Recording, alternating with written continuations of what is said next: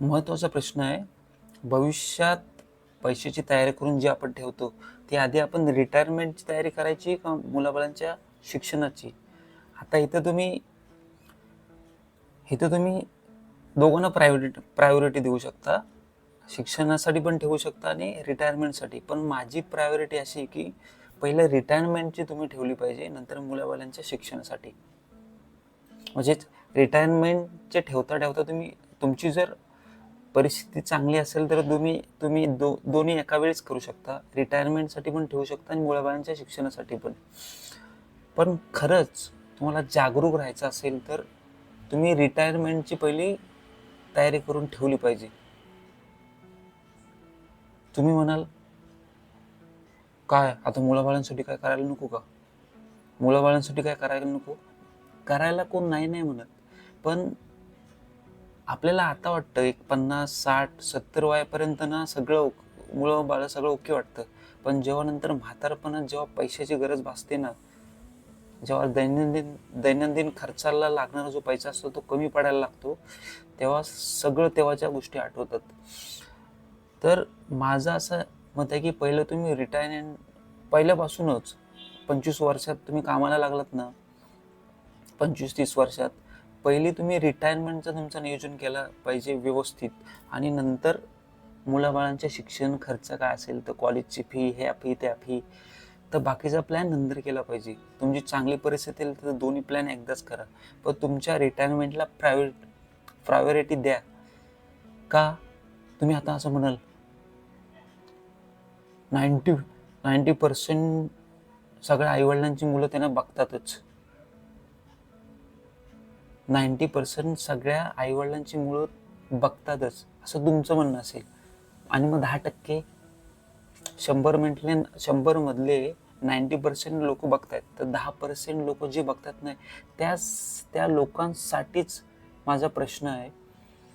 जर ते आईवडिलांना 10% मुलं आईवडिलांना बघत नसतील म्हातारपणात, मग त्यांचं काय आहे?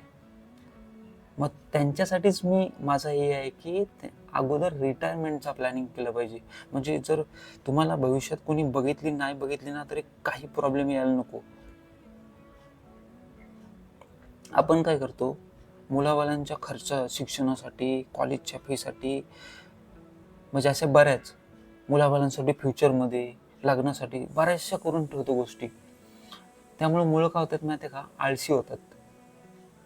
ज्या मुलाला बॅकअप काहीच नसतो ना, तो असा घडतो ना मुलगा, तो खूप पुढे जातो. पण ज्या मुलाला मागे सगळे बॅकअप असतात ना, त्याची ग्रोथ 50% जरी थांबते.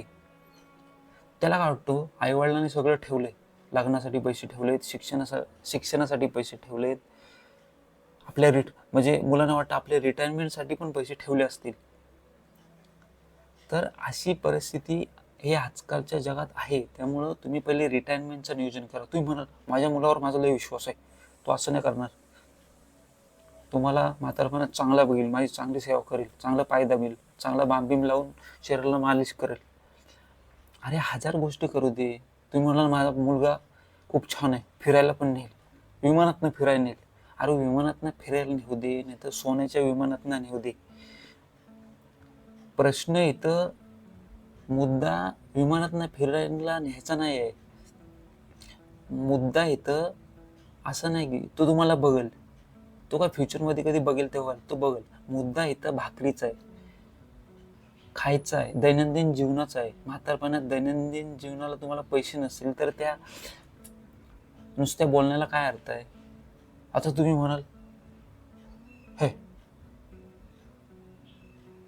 मुलं बघतातच, माझा मुलगा बघेल, माझा विश्वास आहे, माझ्यावर विश्वास आहे. खूप अशी जगातली खूप लोक बघतात.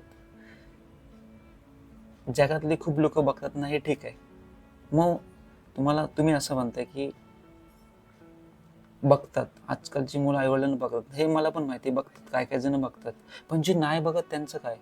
आणि तुम्ही म्हणतात जर बघतातच, मग वृद्धाश्रम का निर्माण झालेत? महाराष्ट्रात वृद्धाश्रमची संख्या का वाढत चालली? त्यामुळं माझं असं आहे की आधी रिटायरमेंटचं नियोजन व्यवस्थित करून ठेवा.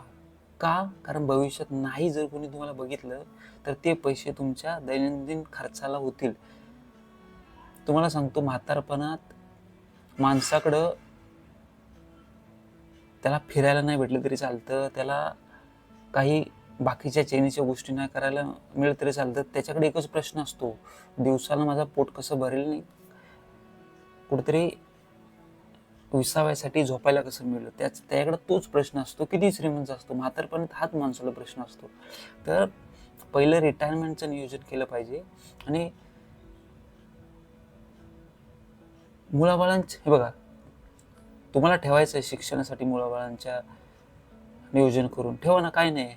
पण तुम्हाला हे सांगतो, जो मुलगा मनापासून शिकणारा असतो ना, मनापासून काहीतरी त्याला शिकायचं असतो, विद्यार्थी ज्या विद्यार्थ्याला मनापासून काय आयुष्यात करायचं असतो ना, त्याला आईवडिलांनी पैसे ठेवले असले नसले तरी तो स्वतः तयार करत शिकतो.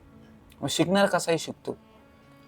त्यामुळं पहिलं तुमच्या डोक्यात म्हातारपण पाहिजे, की म्हातारपण आपलं कसं सुखी जाईल, त्यासाठी आपल्याला कसं साईडला ठेवता येतील पैसे, तो पहिलं नियोजन करा, नंतर बाकीच्या गोष्टी.